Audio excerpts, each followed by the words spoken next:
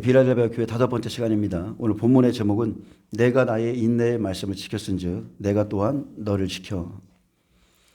먼저 우리가 하나님의 인내의 말씀을 지키는 것을 예수님이 다 보셨기 때문에 이제 이 시험에 통과한 자는 내가 너를 지켜주겠다 이렇게 약속했습니다. 계시록 3장 10절에 내가 나의 인내의 말씀을 지켰은즉 내가 또한 너를 지켜 시험의 때를 면하게 하리니 이는 장차 온 세상에 임하여 땅에 거하는 자들을 시험할 때라. 자, 장차 온 세상에 임하는 이 환란이 누구를 시험한다고요? 땅에 거하는 자들이에요. 시험의 대상이 환란 속에 들어가면 땅에 거하는 사람들입니다. 근데 지금 내가 나의 인내의 말씀을 지켰다고 한 사람은 교회 시대에 지킨 사람들이에요. 지켰기 때문에 지켜주고, 그리고 지금 준비되지 않은 사람들은, 땅에 거하는 자들은 환란 속에 들어가서 시험하겠다 이렇게 말씀하신 겁니다.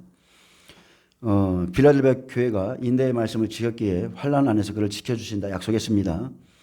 우리가 알 수 있는 것은 성경 구약부터 쭉 보면요, 말씀을 버리면 하나님이 그를 버리시고 말씀을 따르면 하나님이 끝까지 그를 지켜주신다는 것. 아멘. 또한 누가복음 21장을 좀 살펴보겠는데요. 누가복음 21장은 종말장이죠. 종말에 대해서 말씀합니다. 그러니까 우리가 성경에 신약에 보면 마태복음 10장, 마태복음 24장, 누가복음 10장, 누가복음 21장, 여기가 다 종말장입니다. 자, 누가복음 21장 19절은 정말로 중요한 말씀인데 왜 그러냐면 12절 18절을 좀 볼까요? 12절 18절에 보면 제가 그냥 넘어가겠습니다. 12절 18절에 보면 기록된 말씀 가운데 그리스도인이 당할 고난과 관련된 교훈의 결론을 딱 말하고 있기 때문에 이 말씀이 중요합니다. 장차 그리스도인들이 환란 속에서 많은 미움과 핍박을 받지만 결국 인내로 자기 영혼을 지킨다고 했습니다. 그래서 구원은 여러분 끝까지 이루어가는 겁니다. 구원은 거저받지만 그 구원을 이루어가는 과정은 굉장히 힘듭니다. 그래서 21장 19절 결론이죠. 너희의 인내로 너희 영혼을 얻으리라. 너무나 많은 사람들이 인내하지 못하고 포기합니다. 포기하기 때문에 우리가 시련을 받을 때 인내의 말씀을 지킬 수 있는 것은 하나님의 말씀을 간직했기 때문이고 또 잠잠히 그 말씀을 바라고 주님을 바라고 있기 때문입니다. 그래서 너희의 인내와 너희 영혼이 원인과 결과로서 연결되어 있습니다. 너희 인내가 너희 영혼을 구원한다. 그래서 여기서 인내는 앞에서 언급된 여러 형태의 핍박을 견디어 참는 것이고 그 결과로 얻게 되는 영혼은 영원한 생명을 말합니다. 그 결과로 우리는 영원한 생명 받습니다. 그렇게 환란 전에 인내로 말씀을 준비하고 환란 안에서 인내로 그 말씀을 지키며 나갑니다. 너희의 인내로 너희 영혼을 얻으리라. 그래서 여기서 얻으리라는 뜻은요, 헬라어 크타오마입니다. 얻다, 획득하다, 무엇보다도 보존하다는 뜻을 갖고 있는데 지상에서의 보존보다는 영원한 생명에 이르는 내세적인 의미를 갖고 있습니다. 인내는 영원한 생명을 얻기 위해 견디고 참고 계속적으로 기다리는 것을 의미합니다. 끝까지 참고 인내함으로 말씀을 지키는 자가 구원을 얻듯이 끝까지 기다리는 자가 기름 부음을 받습니다. 아멘. 베드로후서 3장 9절에 보면 주의 약속은 어떤 이들이 더디다고 생각하는 것 같이 더딘 것이 아니라 오직 주께서는 너희를 대하여 오래 참으사 아무도 멸망하지 않고 다 회개하기를 원하시느니라. 그러나 우리가 세상의 징조를 보면서도 주님의 약속이 없으면요, 인내하지 못하고 다시 졸며 잡니다. 예전에 해봤어. 예전에 그런 말 들어봤어. 경험해봤어. 다시 졸며 잡니다. 우리는 이 세상에 속해 있기에 세상의 유혹과 시험에서 매일매일 자신을 지키고 이겨내는 일은 결코 쉽지 않습니다. 그러나 하나님의 말씀은 반드시 인내로 지켜야 될 말씀이에요. 인내로 자기 영혼을 얻습니다. 아멘. 여러분 끝까지 인내하시길 축복합니다. 히브리서 10장 36절에도 인내의 말씀이라고 되어 있어요. 너희에게 인내가 필요함은 너희가 하나님의 뜻을 행한 후에 약속하신 것을 받기 위함이라. 잠시 잠깐 오면 오실 이가 오시리니 지체하지 아니하시리라. 여기서 필요하다, 인내가 필요하다. 여기서 필요함에 해당하는 헬라어 크라이아는 단순히 바라는 어떤 것이 아니라 반드시입니다. 반드시 필요한, 없어서는 안 될 것을 의미합니다. 그래서 담대함이 필요하죠. 똑같이 인내도 반드시 필요한 그리스도인의 표식 중에 하나입니다. 담대함도 인내도 반드시 있어야 돼요. 그래서 환란이 오기 전에 마지막 때의 말씀을 가지고 그 날을 그냥 기다리는 게 아니라 인내함으로 기다리셔야 돼요. 하나님의 뜻을 행하면서 고난과 위험에 직면한다 할지라도 잘 인내하면 하나님으로부터의 약속을 받습니다. 그 약속이 뭐예요? 영생입니다, 여러분. 인내하면 영생을 받아요. 그리스도인들의 최종적인 목표는 영생이기에 약속의 말씀을 인내로 기다려야 됩니다. 하나님께서 이제 계시록 2, 3장 교회의 모습을 확 열어주시면 자, 환난 안에 들어갈 날이 멀지 않다는 거, 그것을 꼭 기억하세요. 그러면 여러분은 참고 인내로 기다리셔야 됩니다. 말씀을 풀어주고 열어줬다는 것은요, 때가 됐다는 거예요. 자, 또 마태복음 25장 5절에서 6절에 보면 인내하지 않으면 다 졸며 자는 때에 신랑이 오신다는 거. 그래서 마태복음 24장에 종말에 대해서 쭉 말씀했어요. 징조에 대해서, 주님이 오시는 징조에 대해서 다 말씀하신 후에 그러면서 25장에 우리는 과연 지혜로운 처녀인가 미련한 처녀인가, 나는 지금 어떻게 준비하고 있는 사람인가를 살펴보겠습니다. 신랑이 더디움으로 다 졸며 잘세, 밤중에 소리가 나서 보라 신랑이로다 맞으러 나오라 하매, 자, 신랑이 더디움으로 다 졸며 자는 것은요, 주인이 더디오리라 생각하는 것과 같습니다. 그래서 주님의 재림이 제자들이 고대한 것처럼 신속하게 오지 않고 늦어지고 지체함으로 다 졸며 자는 것은 시대적인 잠을 말합니다. 그래서 졸며 잘세, 종말에 두 부류의 사람들이 있어요. 지혜로운 처녀와 미련한 처녀입니다. 원문에 보면 졸며라는 단어는요, 일시적인 앉은 자세로 고개를 끄덕이면서 잠깐 조는 상태를 나타냅니다. 모든 사람이 졸며 자지만 잠깐이에요, 잠깐. 나도 모르게 힘들어서 그렇게 할 수 있습니다. 근데 잘세는 계속적인 행동이죠. 그래서 잠에 완전히 취해서 수면 상태를 계속 유지하는 것을 나타냅니다. 그래서 이 두 표현은 종말의 지연으로 나타난 어려움에 직면한 교회의 모습이지만 이 두 사람의 영적인 상태는 다르죠. 졸며 자는 것이 모두에게 해당되지만 조는 것과 자는 것에 대한 명확한 책망은 예수님이 하지 않으셨고요. 다만 재림하시는 주님께 책망을 받는 것은 단 한 가지입니다. 처녀들이 기름을 준비하지 않는 거예요. 등불을 켤 기름, 생명의 말씀, 주님의 오시는 때에 대해서 준비하지 않는 겁니다. 사람들이 졸거나 잘 만큼 종말이 지연되고 있음을 강조하면서 이 일로 교회에 어려움이 올 때에 성도의 자세가 어떠해야 됨을 지금 보여줍니다. 근데 미련한 처녀들은요, 밤에 자고 밤에 취해 있고 어둠에 속해 있기에 때와 시기를 알 수가 없습니다. 깨어 등불을 이제 밝혀야 될 때에도 지금 졸며 그냥 자는 것처럼 은혜 시대의 말씀에 취해 있는 거예요. 평안하다, 안전하다, 축복과 번영, 하나님이 우리에게 큰 일을 행하신다, 이런 말씀 속에 영이 잠들어 있습니다. 시대적 잠을 자는 것은요, 은혜 시대의 말씀은 알아요. 하나님의 말씀은 압니다. 하지만 마지막 때 주님이 오실 때의 어떤 그런 징조나 상황, 그런 말씀이 없어서 언약이 없는 거죠. 예수님 오시는 것은 그냥 잊어버린 채 교회 생활하고 또는 육신의 삶에 비해서 여러 가지 근심 속에서 영적인 잠을 자고 있습니다. 그런데 우리가 잠시 졸 수는 있지만 우리는 자면 안 됩니다. 아멘? 코로나 때요, 수많은 사람들이 깨어난 줄 알았어요. 막 난리가 났습니다. 얼마나 많은 사람들이 막 이제 큰일 났다고, 여기 성경에 마태복음 25장에 나오는 처녀들처럼 우왕좌왕하면서 이 교회 저 교회로 막 돌아다니면서 기름 사러 다니고 막 그랬었어요. 근데 다 사라졌잖아요. 그런 열정, 그런 사람들이 다 사라졌어요. 자는 겁니다. 우리는 그 날을 인내로 기다려야 됩니다. 빌라델비아 교회는 인내로 말씀을 지켰고, 그렇지 않으면 주의 날이 도둑같이 이르게 되고 그들이 평안하다 안전하다 할 그때에 임신한 여자에게 해산의 고통이 이룬 것 같이 멸망이 갑자기 그들에게 이르리니 결코 피하지 못하리라 했습니다. 그래서 우리가 자는 자, 뒤로 물러가는 자, 그 사람들은 반드시 멸망에 이르릅니다. 여러분, 흐르는 물에 있잖아요. 가만히 서 있는 것은 밀리는 거예요. 치고 나가셔야 돼요. 항상 연어처럼 치고 나가셔야 됩니다. 근데 인내로 어떻게 기다려야 되는가? 믿음이죠. 믿음을 가지고.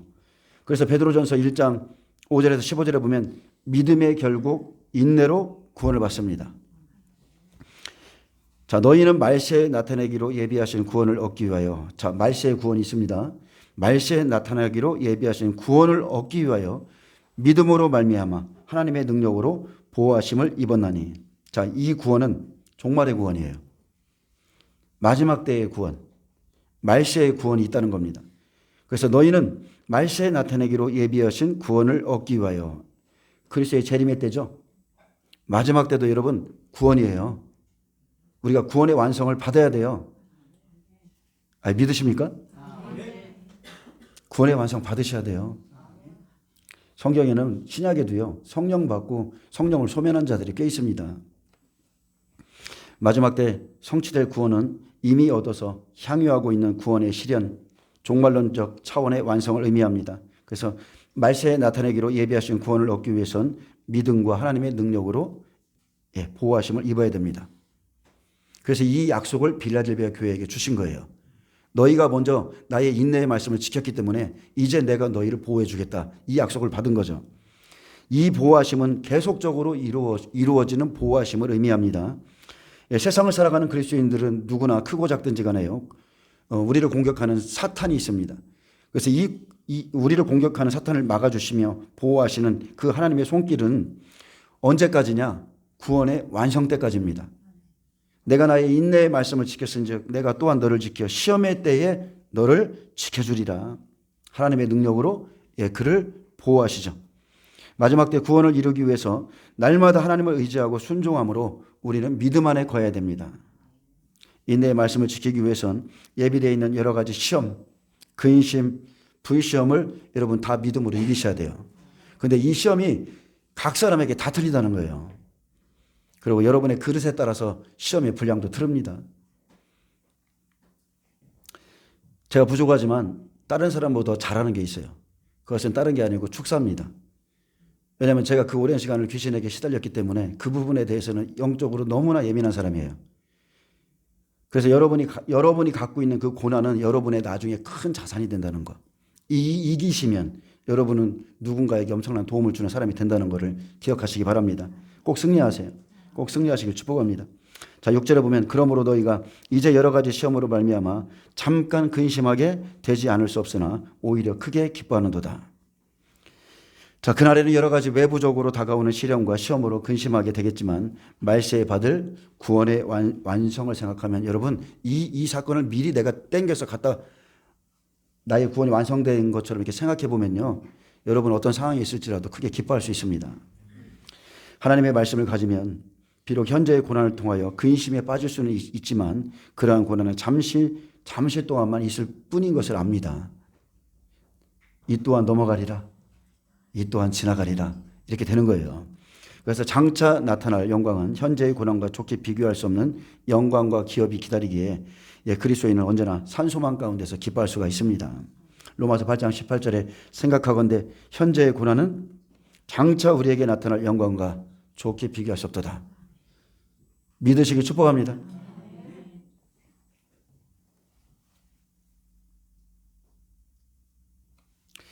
제가 예전에 현재의 고난 가운데 빠져 있었을 때 하나님한테 그런 반문을 많이 했어요. 도대체 하나님, 어떻게 이 세상에 살아가면서 이런 일을 사람이 겪을 수가 있습니까? 육체를 입은 사람이, 성령을 받은 사람이 어떻게 이 세상에서 어둠의 영에게 이렇게 시달릴 수가 있으며 어떻게 이렇게 고통스러운 일을 겪게 하시고 나를 왜 이렇게 내버려 두시는지에 대해서 제가 하나님 앞에 반문했던 사람이에요. 너무 힘들어서. 근데 장차 우리에게 나타날 영광과 좋게 비교할 수 없다. 그때 가졌던 어떤 군사로서의 자질, 죽기 아니면 까무러치기다. 성령을 통해서 내가 승리하든지 마귀에게 치든지 둘 중에 하나인데 저는 승리한 자입니다. 그 부분에 대해서는 승리했어요. 제가 천안에 와서 3번 만났다고 그랬잖아요. 영적 전쟁에다가 결국은 너무 힘들어서 무당 신받은 사람들을 봤어요. 근데 이런 일을 통해서 마지막 때의 영적 전쟁을 지금 준비시키고 있는 겁니다. 제가 영적으로 이런 체험이 없었다면 여러분에게 아무 말도 못하겠죠. 근데 이미 저도 치르고 왔어요. 그러니까 여러분 걱정하지 마시고 다 승리하시기를 축복합니다. 자, 피조물이 고대하는 바는 하나님의 아들들이 나타나는 것이니 피조물이 허무한 데 굴복하는 것은 자기 뜻이 아니요 오직 굴복하게 하시는 이로 말미암음이라. 그 바라는 것은 피조물도 썩어짐의 종노릇한 데서 해방되어 하나님의 자녀들의 영광의 자유에 이르는 것이니라. 그래서 우리는 여러 가지 시험에 잠깐 근심하나 장차 우리에게 나타날 영광을 여러분 제대로 깨닫고 나면요, 크게 기뻐할 수 있습니다. 모든 게 기쁜 거예요. 다 별거 아니에요. 세상에 있는 게 별거 아니에요. 다 이길 수 있어요. 다 이길 수 있습니다. 근데 7절에 하나님이 시험하시는 이유를 알면 더 기뻐할 수 있어요. 너희 믿음의 확실함은 그랬어요. 다른 말로 하면 너희 믿음의 시련이 불로 연단하여도 없어질 금보다 더 귀하여 예수 그리스도께서 나타나실 때에 칭찬과 영광과 존귀를 얻게 할 것이니라. 아멘. 야고보서에 보면 믿음의 시련이 인내를 배우는 수단으로 언급됐습니다. 그런데 여기에서는 믿음의 시련이 금보다 귀한 가치를 지니는 목적으로 취급되고 있습니다. 야고보서는 믿음의 시련이 온전한 신앙에서 요구되는 한 요소에 불과하지만 이곳에서는 믿음의 시련은 신앙의 최고 요소로 포함되고 있습니다. 여러분, 시련 받으셔야 돼요. 시련 받아야 그리스도의 사람이 되는 거예요. 베드로 사도가 시련을 통한 믿음과 금을 강조하는 바는 자기가 겪어봤잖아요. 겪어봤고 또한 참된 믿음은 변하거나 소멸되지 않는다는 사실과 금이 불로 연단받듯이 믿음도 똑같습니다. 사람도 똑같아요. 시련을 통해서 연단받는다는 사실이에요. 시련은 참되고 순수한 신앙을 소유하게 합니다. 그 전에는 예수님을 따를 때 여러 가지 목적이 있었고 무언가를 불순물들이 있었어요. 그런데 시련을 통과하고 나면 없어요. 사람들이 어떻게 볼지 모르겠지만 그 마음에 오직 예수밖에 없어요. 베드로는 이러한 사실을 통해서 고난받는 자들을 위로하고 있습니다. 이 참된 신앙이 온전히 밝혀지는 날, 곧 그리스도의 재림의 날에 금처럼 참된 믿음을 소유한 자는 칭찬과 영광과 존귀를 얻게 된다는 것. 이게 우리의 바람입니다. 소망이에요. 이것이 종말론적인 상급이고 보상이며 그리스도인들이 기다리는 온전한 구원의 모든 것을 나타냅니다. 고린도서 3장 12절에도 만일 누구든지 금이나 은이나 보석이나 나무나 풀이나 지프로 이 터위에 세우면, 쭉 지금 믿음의 종류죠. 믿음이요, 드러나는 믿음이 있고 땅속에 감추어진 믿음이 있어요. 금은 보석은요, 땅속에 감추어져 있는 자들입니다. 나무, 풀, 집, 불만 딱 닿기만 해도 타는 믿음이죠. 근데 이 터위에 세우면, 자, 바울이 세운 복음의 터위에 세우면 각 사람의 공적이 나타날 터인데 그 날이 공적을 밝히리니 이는 불로 나타내고, 자, 불시험이죠. 그 불이 각 사람의 공적이 어떠한 것을 시험할 것이라. 만일 누구든지 그 위에 세운 공적이 그대로 있으면 상을 받고 누구든지 그 공적이 불타면 해를 받으리니 그러나 자신은 구원을 받되 불 가운데 받은 것 같으니라. 모든 시험에는 목적이 있습니다. 하나님께서 나타나실 때 영광 중에 하나님을 볼 수 있는 존귀한 자로 세우기 위함입니다. 믿음의 시련은 금보다 더 귀한 믿음의 사람 만듭니다. 아멘. 잘 견디세요. 인내하시길 축복합니다.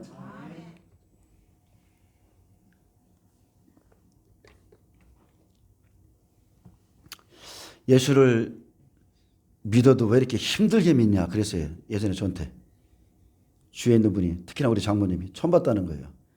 부도나 돈 다 없어져, 귀신한테 시달려, 사람한테 시달려.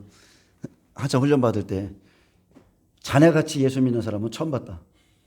그럴 정도로 아주 불구덩이였어요. 근데 지나고 나니까 영적인 자산이 되는 거예요. 금보다 더 귀한 믿음이 생긴 겁니다. 흔들리질 않아요. 자, 8절에 예수를 너희가 보지 못하였으나 사랑하는도다. 이제도 보지 못하나 믿고 말할 수 없는 영광스러운 즐거움으로 기뻐하니. 여러분, 예수를 보셨습니까? 못 보셨죠? 예수를 너희가 보지 못하였으나 사랑하는도다. 이방인들도 못 봤고 앞으로 돌아올 이스라엘 백성들도 예수를 보지 못했습니다. 베드로는 너희 가운데 아무도 예수를 보지 못했다고 강조했고요. 그러나 기뻐한다고 그랬습니다. 예수님은 지금 어떻게 말씀하세요? 일곱 영으로, 성령으로, 말씀으로 자신을 나타내기에 우리는 보지 못해도 믿고 예수님을 사랑하며 영광스러운 즐거움으로 지금 기뻐합니다. 우리가 마음으로 믿고 입으로 시인하여 구원에 이르듯이 환난 안에서 이제 이스라엘 백성들이 돌아올 때 그들 예수를 보지 못하나 이방인 두 중인의 말만 듣고, 그죠? 믿고 즐거워하는 겁니다. 믿기 때문에 성령이 부어지고 성령이 부어지기 때문에 예수를 계시해 주시고 그 안에서 그냥 즐거운 거예요. 그래서 우리는요 다른 게 없어요. 항상 믿음으로 바라보고 즐거워야 됩니다. 그리고 9절에 결론이죠. 믿음의 결국 곧 영혼의 구원을 받으리라. 여기서 믿음의 결국이란 헬라어 텔로스인데 믿음의 한계로서의 도달점을 말하는 겁니다. 예전에 자족함이라는 설교를 했었죠. 하나님이 우리의 강해를 보내는 것은 나를 의지하지 않도록 나의 자족함을 완전히 제하는 게 광야예요. 완전히 내게 없어요. 내게는 의지할 만큼의 요소도 없어. 그래서 믿음의 한계로서의 도달점이 믿음의 결국이에요. 거기까지 가야 예수님만 믿는, 완전히 믿는 그런 사람이 나옵니다. 그래서 도달점, 믿음의 행위 또는 상태의 결말을 말합니다. 그래서 믿음의 결국은 믿음의 종착지, 믿음의 마침, 믿음의 마지막, 믿음의 끝을 말하는데 결국은 뭐예요? 믿음의 결국은 영혼의 구원, 영원한 생명, 이거밖에 없어요. 여러분이 지금 이렇게 예배하고 고생하는 이 마지막 결국엔 영혼의 구원밖에 없어요. 그게 우리의 최고의 상급입니다. 그래서 믿음의 세계, 믿음의 과정은 결코 녹록지 않고 짧지도 않은 시간이죠. 믿음의 여정의 끝, 영혼 구원입니다. 애굽에서 어린 양의 피로 데리고 나와서 가나안 땅까지 가는 그 믿음의 여정 들어가는 자가 있고 실패하는 자도 있어요. 그래서 죽을 때까지의 믿음이 구원의 완성입니다. 여러 가지 시험을 치르면서 인내로 기다리면서 구원을 받는 것이 구원의 완성이에요. 구원은 지금도 실현 과정에 있음을 믿으시기 바랍니다. 지금도 실현되고 있어요. 날마다 우리가 무엇을 선택하느냐, 그게 지금 믿음의 실현인 겁니다. 참된 믿음의 결과인 미래에 주어질 종말론적인 보상은 영원하며 온전한 구원이기 때문에 현재 믿음을 소유한 것은, 나에게 믿음이 있다는 것은요, 그리스도의 재림 때 주어질 상급을 미리 소유하고 누리는 것과 똑같습니다. 믿음은 그만큼 중요한 거예요. 만약에 여러분에게 그런 믿음이 없다면 성령님께 간구하세요. 믿음의 은사 있죠? 성경에는 은사 중에 믿음의 은사가 있어요. 믿음의 은사가 내게 들어오면 다 믿어지는 거예요. 그냥 예수님을 믿자마자 성령을 받았는데 탁 하고 성경을 폈더니 태초에 하나님이 천지를 창조하시는 이게 그냥 믿어지는 거예요. 예수님 행하시는 모든 일이 믿어져요. 무리를 걸으셨다는 것도, 해와 달을 걸어놓으셨다는 것도 그냥 다 믿어지는 거예요. 믿음은 영혼의 세계에서는요, 믿음만큼 중요한 게 없습니다. 우리의 믿음은 금보다 더 귀하고 더 값집니다. 믿음은 불로 연단한 금처럼 절대 그냥 만들어지지 않습니다. 여러분은 V시험을 거치셔야 돼요. 이기고 한 번 이겨서 끝나는 게 아니라 이기고 또 이기고 또 이기고 또 이기고 또 이겨야 금이 되는 거예요.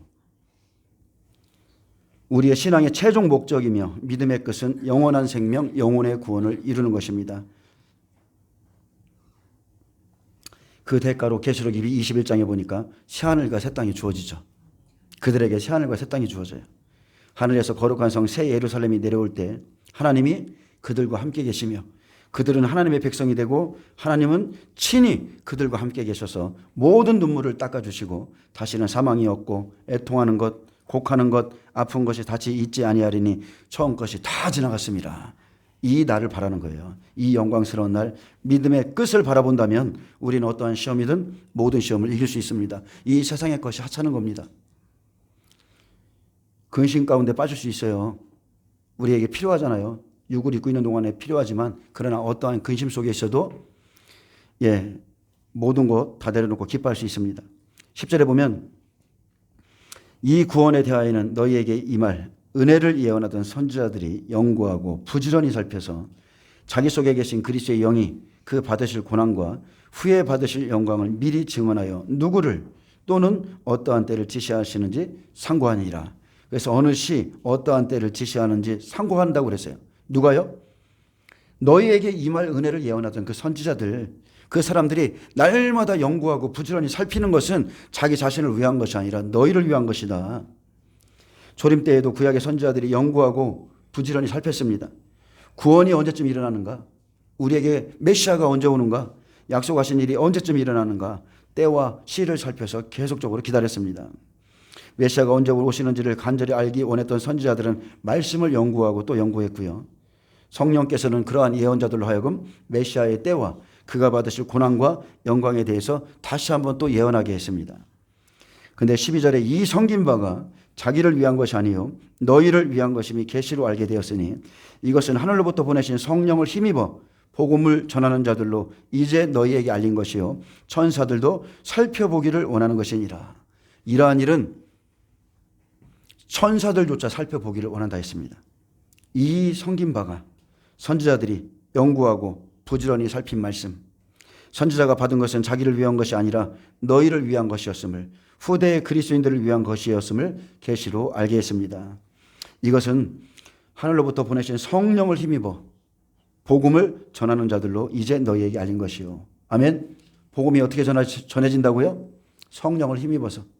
성령을 힘입어서 복음을 전하는 자들로 이제 너희에게 알려졌다고 그랬습니다. 성령을 보내신 분이 누구세요? 하나님이시며 예수님이시죠. 이제 성령을 힘입은 복음이 12제자를 통해서 나갔고요. 거기서 출발했습니다. 그들이 말씀을 전할 땐 다시 한번 능력을 더하셔서 사도의 권세로 나갔죠. 고린도후서 12장 12절에 사도의 표가 된 것은 내가 너희 가운데 모든 참음과 표적과 기사와 능력을 행한 것이라 했습니다. 그러니까 표적, 기사, 능력을 행하기 전에 그 전에 뭐가 있었다고요? 모든 참음, 인내가 있었다는 거예요. 신약시대에 복음 전하는 자들도 성령을 힘입습니다. 성령을 힘입어 그리스도의 고난과 영광, 즉 복음을 전하게 했습니다. 성령을 힘입어 복음을 전하는 자들은 천사들도 살펴보기를 원한 것이라 했습니다. 우리가 전하는 이 복음은요, 천사들조차 살펴보기를 원한다. 그만큼 중요하다. 그만큼 귀하다. 살펴보기를 원한다는 것은 자세히 주의하여 보는 것을 의미합니다. 선지자의 말, 예수님의 말, 제자들의 말, 사도들의 말, 천사들이 주의하여 살펴보기를 원하는 것이라고 그랬어요. 그래서 베드로는 복음의 전달 과정을 세 가지로 기술했는데, 자 10절에 보면 선지자가 나오고 12절에는 복음 전파자, 그리고 이제는 천사들이 나오죠. 그리고 마지막 때 계시록에는 천사들이 움직입니다.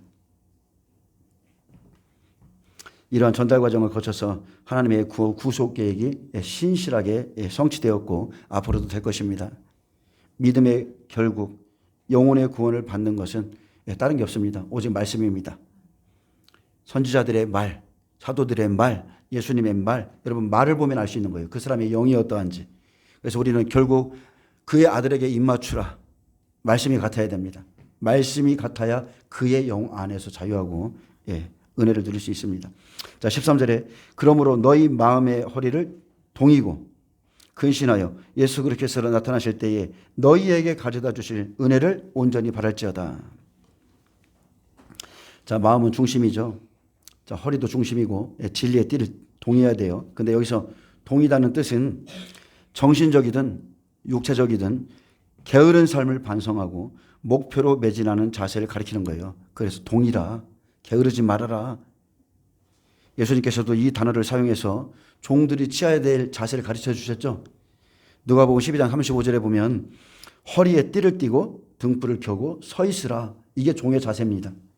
너희는 마치 그 주인이 혼인집에서 돌아와 문을 두드리면 곧 열어주려고 기다리는 사람과 같이 되라. 주인이 와서 깨어있는 것을 보면 그 종들은 복이 있으리로다. 그래서 그리스도인들은요, 온전한 구원의 성취를 소망하는 가운데 항상 긴장한 자세로 인내하며 주님을 기다려야 됩니다.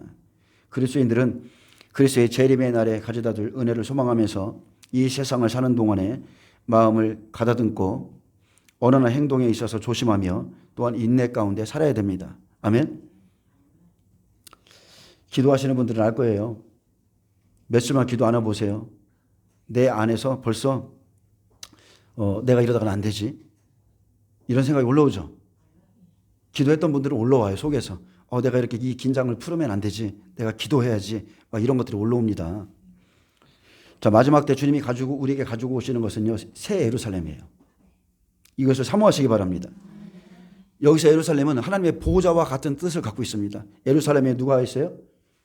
왕이신 주님이 오시는 거예요. 거기에 보좌가 있습니다. 그래서 에베소서 6장 13절에 우리는 마귀의 관계를 대적하기 위해 하나님의 전신갑주를 입고 이 은혜의 날을 기다려야 됩니다. 우리의 씨름, 혈과 육을 상대하는 것이 아니죠. 지금 영적 전쟁하고 계신 분들은 잘할 겁니다. 우리의 씨름은 절대로 혈과 육을 상대하는 게 아니에요. 영의 세계예요. 영의 세계. 생과 사는 영의 세계예요. 통치자들과 권세들, 이 어둠의 세상 주관자들과 하늘에 있는 악의 영들을 상대하기에 우리 스스로가 하나님의 전신갑주를 취해야 됩니다. 여러분이 취하지 못한 만큼 공격받습니다. 그리고 승리도 늦어져요. 그래서 우리는 구원의 투구 써야 됩니다. 의의 흉배를 붙여야 돼요. 진리의 허리띠, 믿음의 방패, 다리에는 평안의 복음에 준비한 신, 그리고 성령의 검, 곧 하나님의 말씀을 가지라.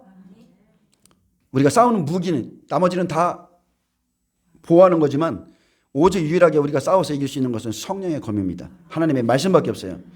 그러므로 바울처럼 우리가 구할 것은 내게 말씀을 주사입니다. 내게 말씀을 주사 나로 입을 열어 복음의 비밀을 담대히 알리게 하옵소서. 이게 그리스도인의 자세예요. 마지막 때 복음을 전하기 위해서도 우리가 구할 것은 내게 말씀을 주사입니다.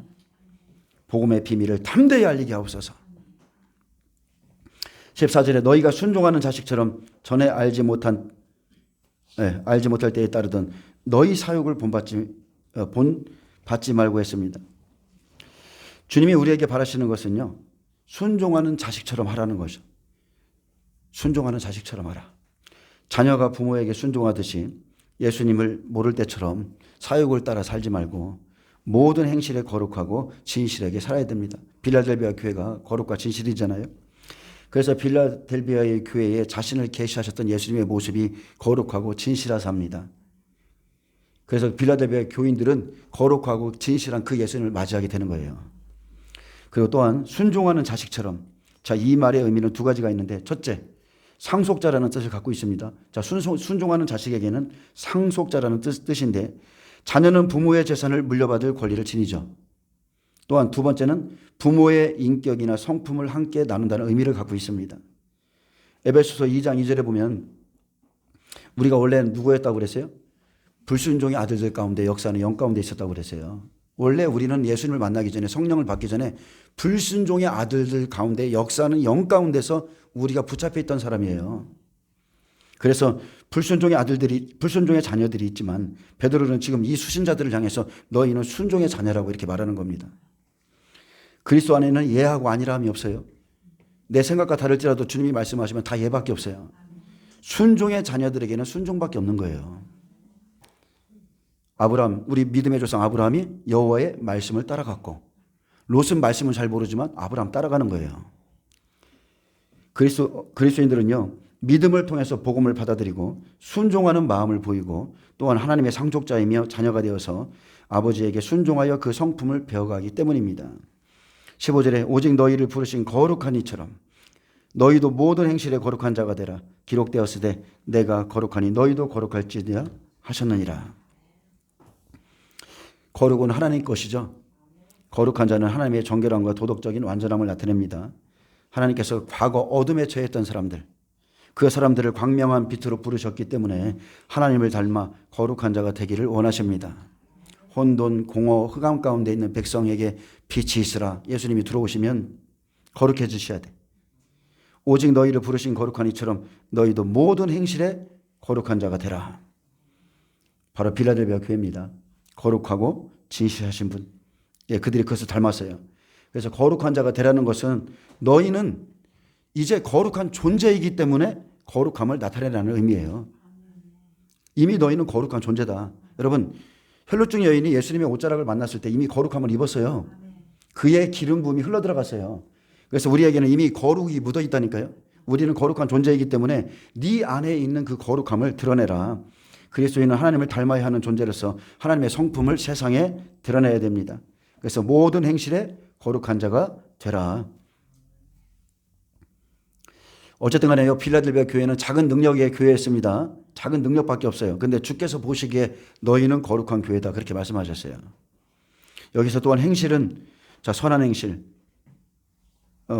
또한 선한 양심, 정결한 행위의 의미로 쓰이는데 이것은 거룩이 하나님께로의 분리를 의미하지만 또한 일상적인 삶의 행동과 연관된 것으로서 세상에서 윤리를 실행하는 것이고 하나님의 말씀에 순종하는 것을 말합니다. 그래서 행실을 잘 하셔야 돼요. 그래서 구약시대에 하나님께서 백성들에게 친히 요청하셨습니다. 내가 거룩하니 너희도 거룩할지어다. 거룩함이 없이는 아무도 주를 보지 못하리라. 거룩한 하나님께서 당신을 닮아가도록 부르셨기에 베드로는 구약 성경의 말씀을 인용해서 그리스도인들에게 그대로 요청하고 있습니다.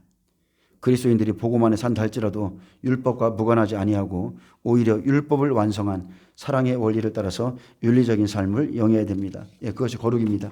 아멘.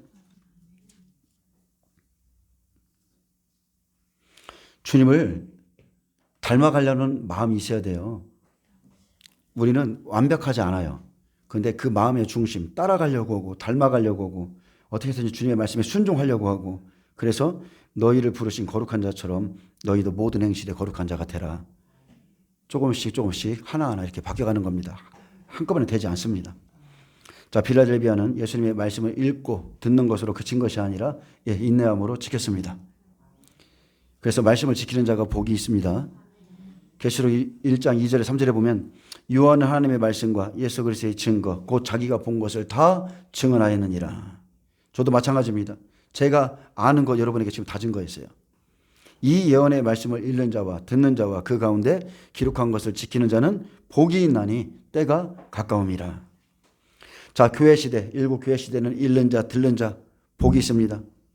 근데 환난 속에서는 그게 아니에요. 이제는 오직 지키는 자입니다. 지키는 자만 복이 있다고 그랬어요. 계시록 22장 7절에 보면 여러분 잠깐 마지막 장 보시겠어요? 계시록 22장 7절.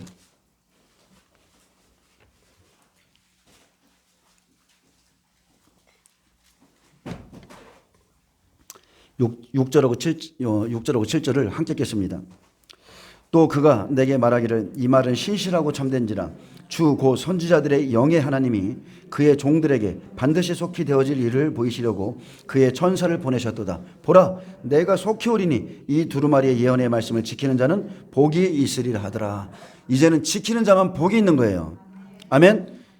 근데 이 말씀이 누구에게 해당된다고요? 교회예요? 아니면 교회는 다 환난 전에 휴거돼요? 교회예요. 지금 우리가 7절 말씀 읽었죠? 밑에 보시겠어요? 16절. 함께 읽겠습니다. 나 예수는 교회들을 위하여 내 사자를 보내어 이것들을 너희에게 증언하게 하였노라. 나는 다윗의 뿌리요 자손이니 곧 광명한 새벽별이라 하시니라. 아멘. 계시록의 마지막 장까지 모든 이 계시록에 있는 사건의 모든 중심에 서 있는 게 교회입니다. 교회들을 위해서 계시록을 기록한 거예요. 그래서 우리는 환난을 통과해서 우리의 믿음의 시련을 하나님께 보이고 그렇게 주님께 돌아가는 겁니다. 계시록 3장 10절 오늘 본문이죠. 내가 나의 인내의 말씀을 지켰은즉 내가 또한 너를 지켜 시험의 때에 면하게 하리니 이는 장차 온 세상에 임하여 땅에 거하는 자들을 시험할 때라. 장차 우리 앞에 지금 어떤 세상이 펼쳐지고 있어요? 이제 온 세상에 임하여 땅에 거하는 자들을 시험하는 날이 다가오고 있다는 거. 그때 하나님의 말씀에 순종한 자, 인내함으로 지킨 자, 하나님께서 시험의 때에 그들을 지켜주시겠다고 약속했습니다. 이 말씀을 붙들고요. 여러분 날마다 인내하시고 축복합니다. 믿어지십니까? 얼굴 보면 하나도 안 믿어지는 것 같아요. 여러분 믿으셔야 돼요. 많은 사람들이 지금 평안하다 안전하다 할 때 저와 여러분들은 지금 고난받고 있는 거예요. 저는 잠 한번 편히 자본 적이 없거든요. 두려워서 잠을 못 잔 것도 아니고 그런 차원의 잠을 못 잔 게 아니라 하나님의 뜻대로 하는 근심이 있어서 잠을 못 자는 거예요. 내가 그냥 세상에서는 이렇게 움직이고 있지만 마음은 날마다 격전의 날, 환난의 날, 성도들 생각, 무슨 생각, 자녀들 생각 이런 것들이 마음속에 있어요. 그래서 이 인내의 말씀을 지키고 가기 때문에 또한 어려운 것도 있습니다. 어려운 부분 개인적으로. 근데 그날에 시험의 때에 너를 지켜준다고 그랬어요. 저는 이걸 믿습니다. 자, 기도하겠습니다. 주님의 때가 가까웠기에 예수 그리스도의 계시로 속히 일어날 일들을 알게 하심을 감사합니다. 선지자들과 예수님과 제자들과 또한 사도들이 증언한 말씀이 지금 우리가 전파하는 복음을 깨닫게 하여 주시고 이 예언의 말씀을 듣고 모든 사람들이 깨어나서 주님께서 준비하라 하신 모든 약속의 말씀을 그대로 준행하는 필라델비아 교회처럼 되게 하여 주시옵소서. 감사하며 예수님의 이름으로 기도합니다. 아멘.